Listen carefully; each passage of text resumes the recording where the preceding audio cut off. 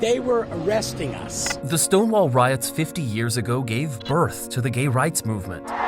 It took decades to reach marriage equality, after nationwide demonstrations, even celebrities becoming activists. Medical experts agree that we are in the midst of an epidemic. But was it the AIDS crisis and its human toll that really accelerated gay rights in America?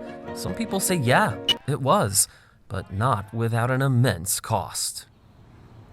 It was crushing. It was like nothing else that I had ever experienced. It was like Russian roulette. We didn't know.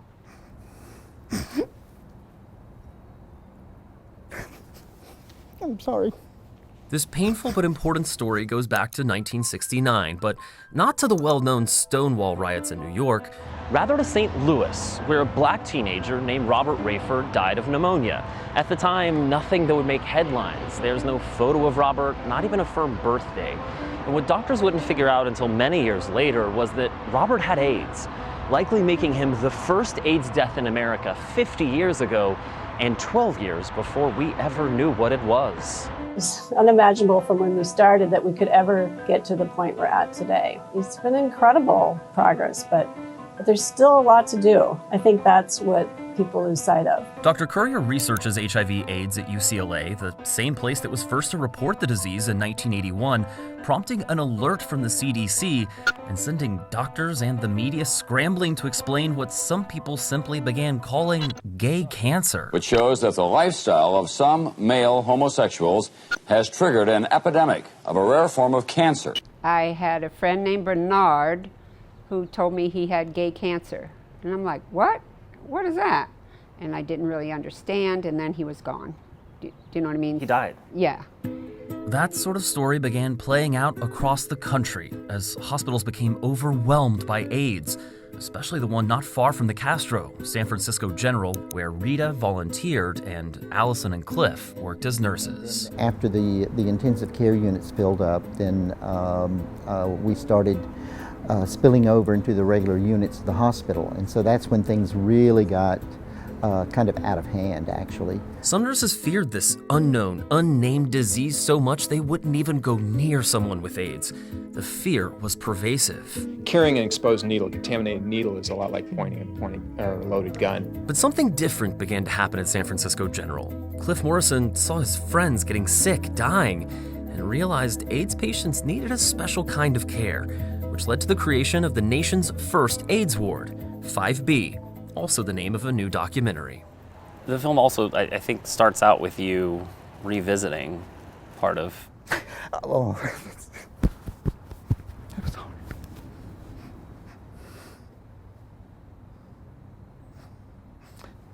That was the hardest thing about doing that. I imagine it's probably tough to separate place from people. I didn't really think about the power of that image, you know, what it was going to do. Lost friends along the way in that place. Yes. One of the factors that inspired the opening of the unit was the desire to see the patients as people, not a disease. How difficult was that, knowing that when people would come in that you probably couldn't save their life?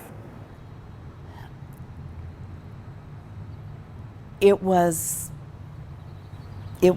difficult. We kind of knew that, but then I think, speaking for myself, I had this hope. You know, it was still relatively early on. We didn't know how the numbers would grow. The numbers, the deaths did grow quickly. Deep breath in.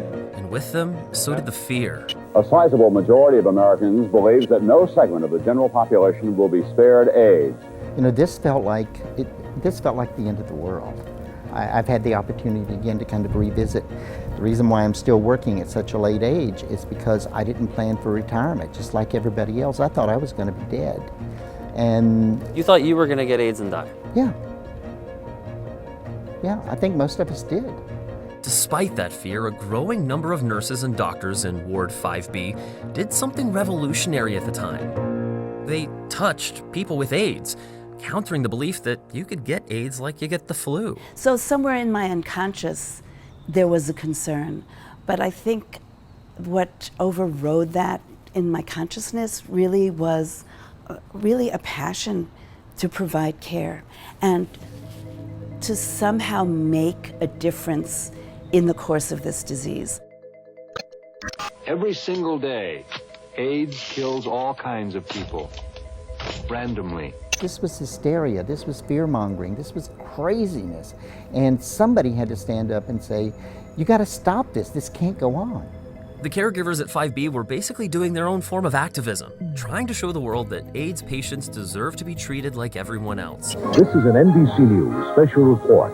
And they spread that message on national television. What about that, Dr. Bolberding? What are you learning in San Francisco? One of the tragedies of the disease is that a person can be infected and feel and appear perfectly healthy and be contagious. At the same time, something was happening outside hospital walls, on America's streets.